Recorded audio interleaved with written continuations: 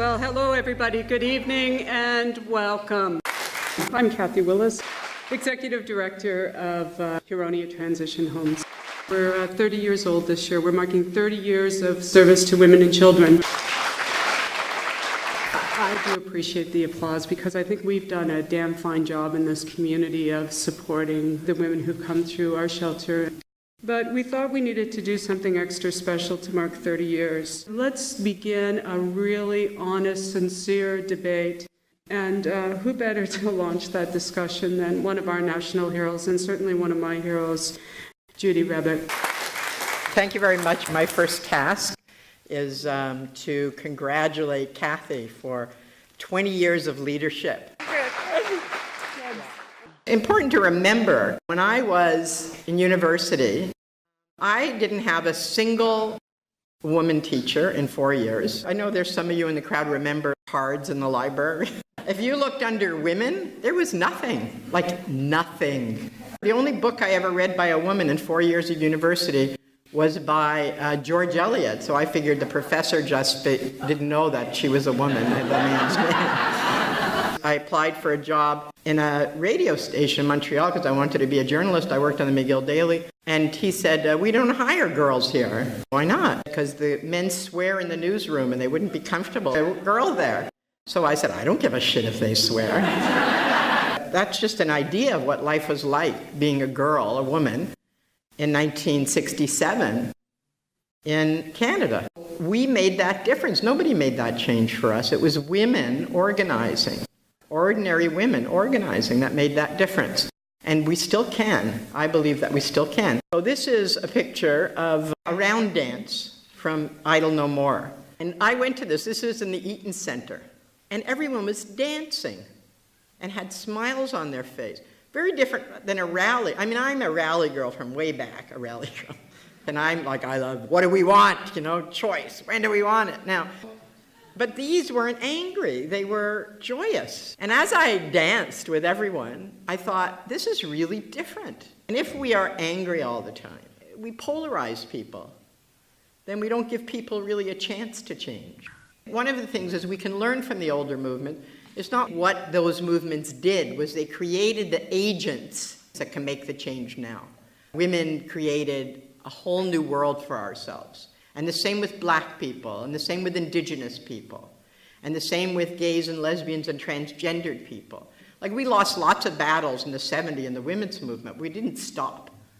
We just figured out, okay, we didn't know what we were doing there, so we'll figure out another way to do it, and then we move forward. I know that some people think, well, the women's movement's finished because we already have equality. And it is true that we've come a long way, like that's first wave feminism, and that's the ladies garment workers, and this is second wave feminism. One of the first demands of the women's movement was that we thought it then it was equal pay for equal work. We thought that was the way to do it, but it was always equal pay.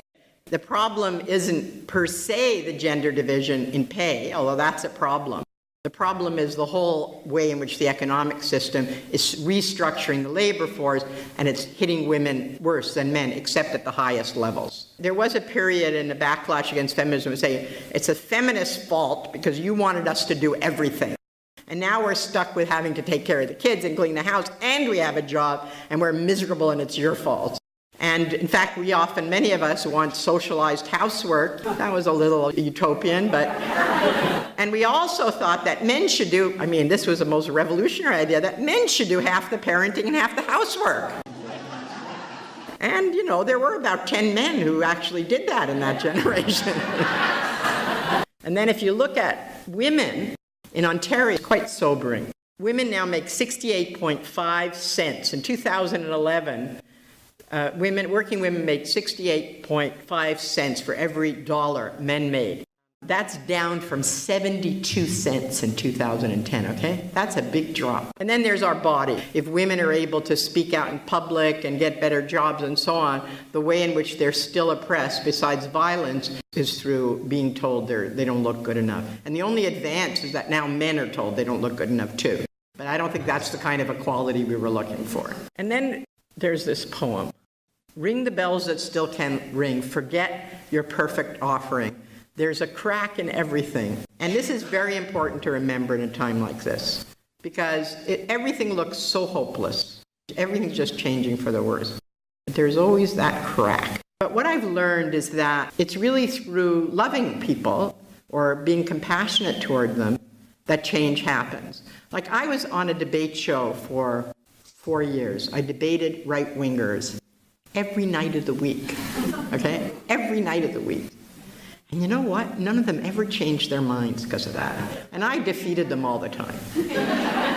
But they never changed their minds. I think that's not how people change their minds. I think they change their mind through experience. And I think we do need confrontation as part of that, because the people in power don't want to let go of power.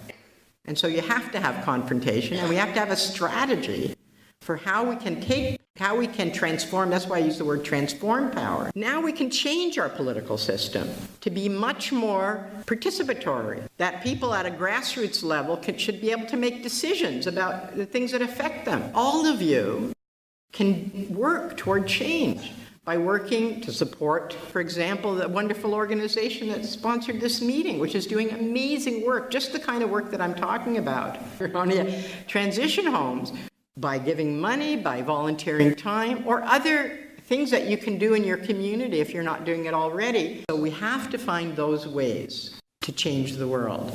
When I was young, people told me, women can't be doctors, women can't be lawyers, you can't do that, you can't do that, you can't do that. But I did it all. And the world changed for women, not enough, but changed dramatically. And if women could do that, women who were an oppressed group, who were a marginalized group, who had very little influence in society, then all of us together, I'm certain we can do it. Thank you very much.